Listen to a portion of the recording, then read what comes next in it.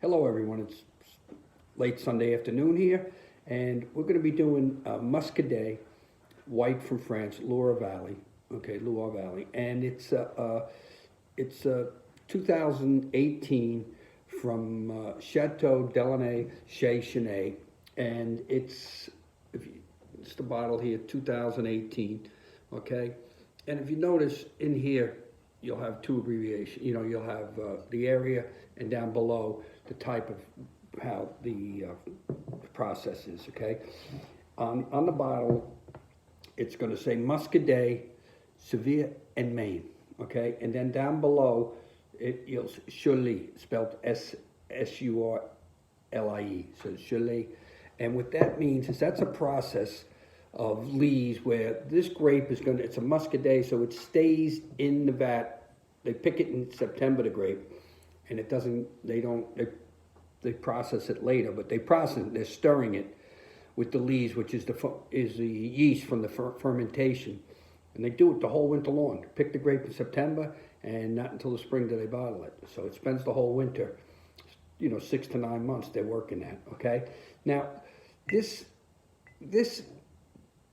these are two tributaries, Severe and Maine. And this one, it's a sub-region. When you see Muscadet, Severe, and Maine, that's a sub-region, and the best Muscadets come from that region, okay, the Loire Valley. Now, Loire is in the center of France, okay, and if you have the Atlantic Ocean breezes, so we get back to the same thing all the time, it seems like. Rivers, ocean breezes, cool nights, warm days, hot summer days even. Their biggest problem is the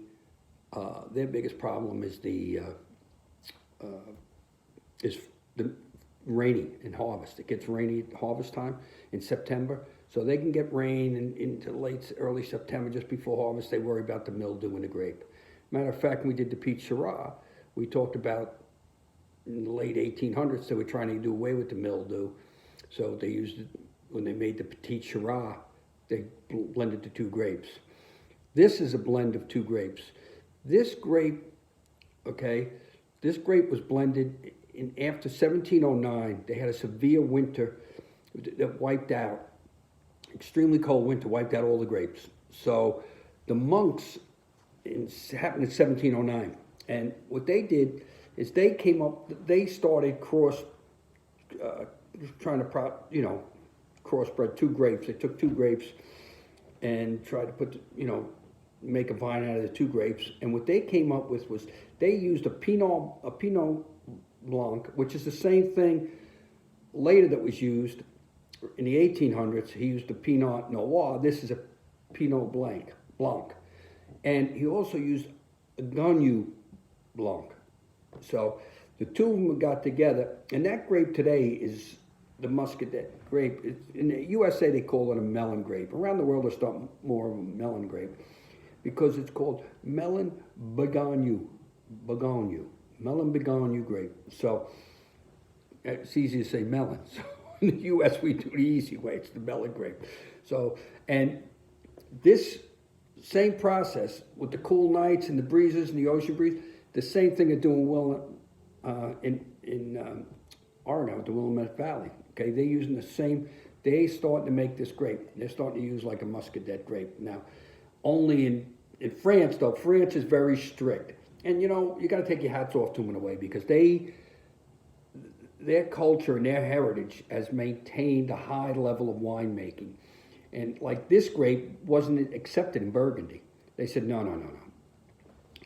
You can keep it in Loire Valley. We don't want it in Burgundy. They don't want it, they got their level. The guy's got his grapes. We don't want to water down the system. So, but this wine is also considered, when you see this wine, you'll see a lot of times it's a shellfish wine. It's a early afternoon roast chicken, that kind of thing. It's a very fruity. It's the Atlantic Ocean breezes. It's got a saline, light, usually very dry and crisp. It's a dry, crisp wine. So, and in 1980, this winery started a lot more with the stirring, and a lot of the Muscadet started. They started more of the stirring with the lees. It's called the lees or the barreling.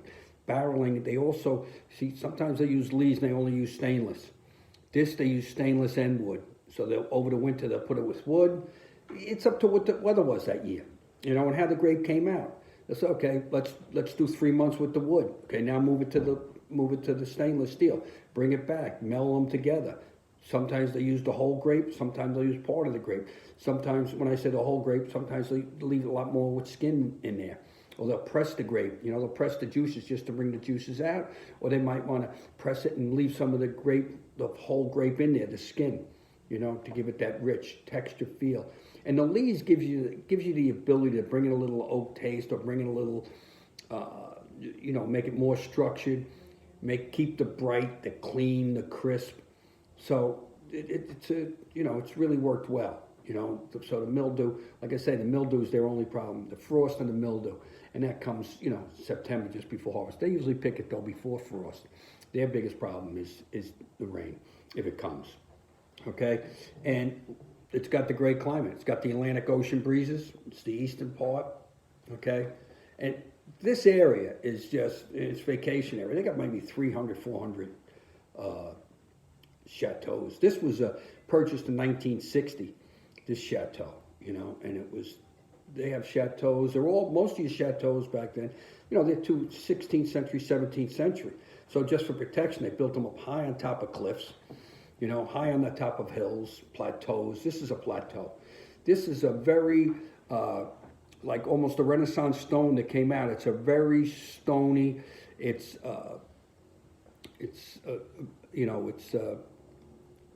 the area, it's got the rock and the stone is perfect for the growing of the grape, and being on a plateau, and it's a sunny plateau.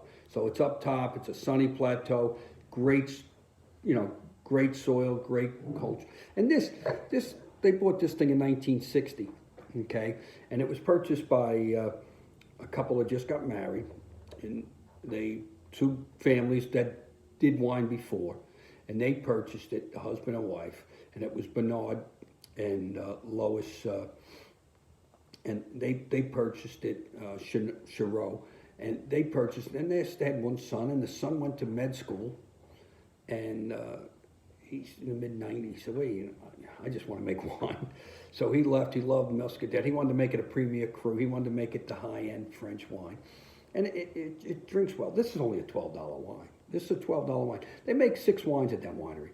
They make 4 whites, a rosé, and then they make a rouge, you know. And the grape, you know, it's an excellent grape. It holds up well. So and the fermentation, you know, they do the barrel, they do the lees, right? And then 6 to 9 months, and then the harvest is good. They have 30 to 50-year-old vines on this. Most of the vines on here are 30 to 50 years old. Matter of fact, they own a piece of property they purchased next to it. It's got a 1700s tower on it. There were originally 5 towers, and they have one. Matter of fact, it was written up by Victor Hugo's mother, who Victor Hugo wrote, you know, The Hunchback of Notre Dame. But she wrote up on it, and she did some history. You know, years ago, they looked back to history. She wrote about it, so they preserved it. This winery, they went over the whole thing. You know, they updated it, technology, the property, it's Renaissance. They spend the money on it. It looks, it's something to be seen.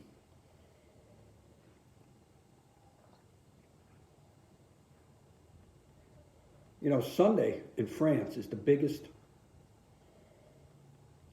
It's the biggest day for roasted chicken and white wine. That's the Sunday meal in France: roasted chicken, white wine.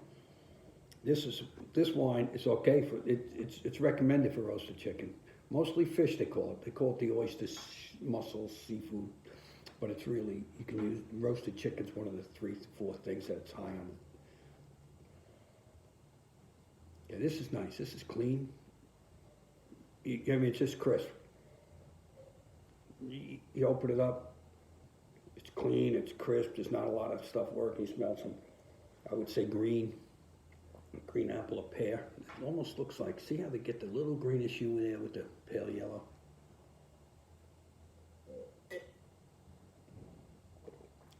Mm. That's spot on, as they say. That's clean and crisp.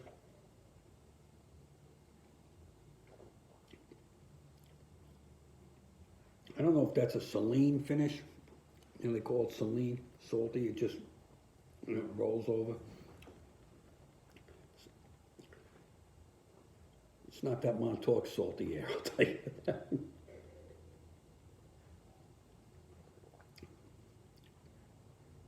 It's nice. Maybe it's a very rounded but clean. Usually rounded doesn't, you don't get that clean and crisp.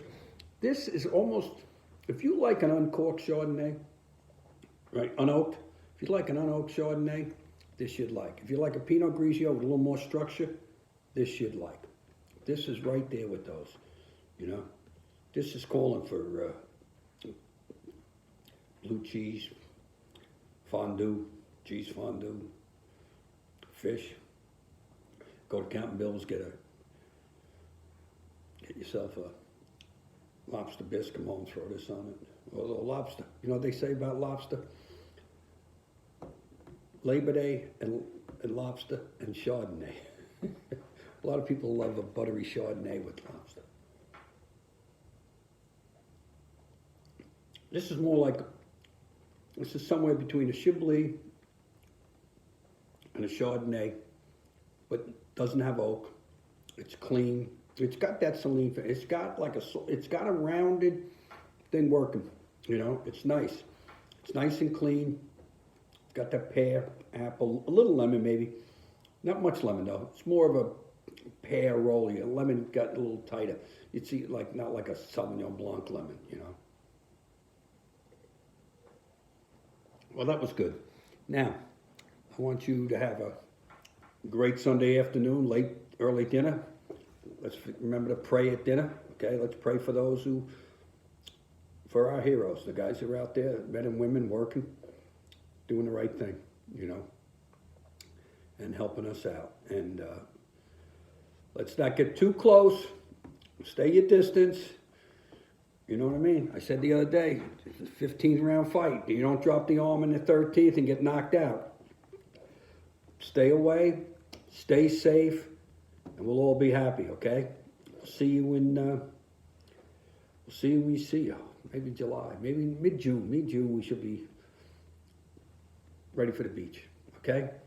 But take care and have a beautiful evening.